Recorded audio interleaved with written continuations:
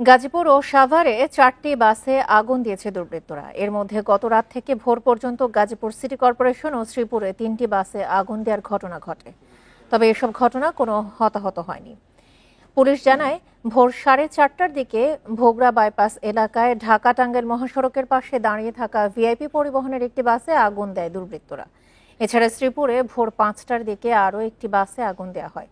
এর আগে রাত 10:30টার দিকে কাশিমপুরের কালিয়াকৈর নবীনগর সড়কে রাস্তার পাশে দাঁড়িয়ে থাকা একটি মিনি বাসে আগুন দেয় দুর্বৃত্তরা। তবে কোনো হতাহত নেই। এদিকে ভোর 3:45টার দিকে সাভারের আশুলিয়ায় একটি বাসে আগুন দেওয়া হয়। এ সময় বাসে ঘুমিয়ে থাকা চালক জানালা দিয়ে লাফিয়ে প্রাণে বাঁচে। শুরুতেই যেমনটি জানিয়েছিলাম, রাতে গাজীপুর এবং শ্রীপুরে 3টি বাস পোড়ানো হয়েছে। এ ব্যাপারে আরো জানাতে গাজীপুর থেকে যোগ দিচ্ছেন আমাদের সহকর্মী আবুল হাসান। এই মুহূর্তে গাজীপুরের পরিস্থিতি কেমন দেখছেন?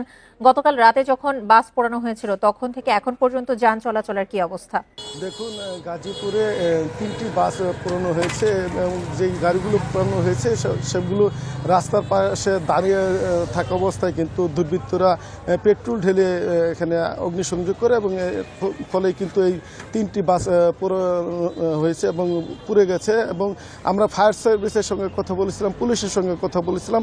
পুলিশ যেটি বলছে যে গতকাল রাত 10:30টার দিকে চক্রবর্তী এলাকায় জ্যোতি ফিলিং স্টেশনের সামনে দাঁড় করানো একটি মিনি বাসে প্রথমে আগুন দেওয়া হয় এবং সেখানে দুর্বৃত্তরা মোটরসাইকেল যুগে এসে পেট্রোল ঢেলে দিয়ে সেখানে কিন্তু আগুন অগ্নিসংযোগ করে এবং পরবর্তী ফায়ার সার্ভিস এবং পুলিশ গিয়ে তারা আগুন নিয়ন্ত্রণে নেয় এবং সেখানে বেশ কিছু সিট পড়ে গেছে বলে এখানে পুলিশ বলছে।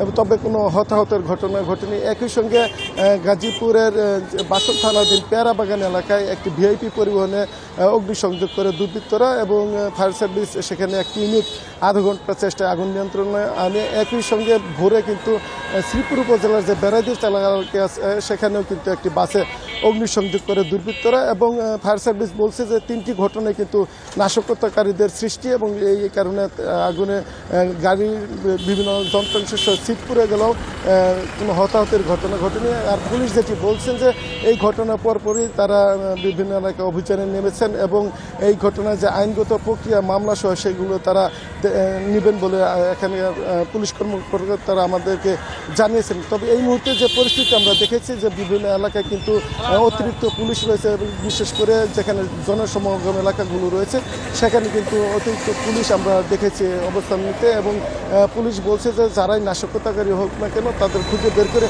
তারা আইনের আওতায় আনবেন, এরকমটাই কিন্তু আইন শৃঙ্খলা বাহিনীর পক্ষ থেকে দাবি করেছে। তবে এই একই সঙ্গে 3টি বাস পূরণের ফলে সাধারণ মানুষের ভেতর কিন্তু কিছুটা উদ্বেগ কাজ করছে এবং তারা অনেকেই কিন্তু তাদের যে চলাচল সেটি সীমিত করে এনেছেন বলে আমরা সাধারণ মানুষের সঙ্গে কথা বলে জেনেছি। এই ছিল গাজীপুরের 3টি বাসে অগ্নিসংযোগের সর্বশেষ পরিস্থিতির খবর। গাজীপুর থেকে জানাচ্ছিলেন আমাদের সহকর্মী আবুল হাসান।